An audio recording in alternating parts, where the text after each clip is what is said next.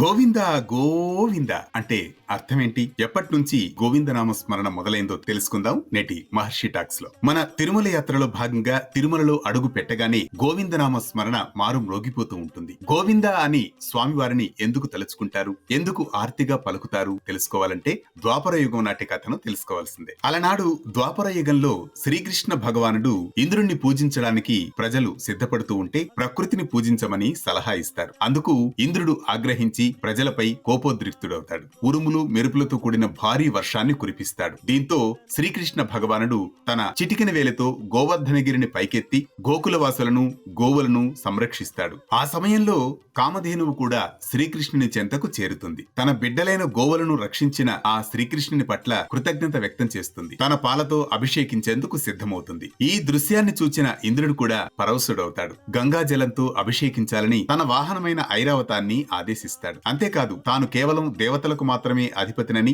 ఆ శ్రీకృష్ణుడు గోవులకు సకల జీవులకు అధిపతి అని, అందుకే గోవిందుడని కీర్తించబడతాడని ఆనాడు ఇంద్రుడు ప్రకటించాడు ద్వాపరయుగంలో. అందువల్లే శ్రీకృష్ణుని గోవిందా గోవిందా అని ఆర్తిగా పిలుస్తారు, కొలుస్తారు భక్తులు. ఇలాంటి మరిన్ని అంశాల కోసం ఫాలో కండి మహర్షి టాక్స్ మీ ఆర్కే కొత్తకోటతో.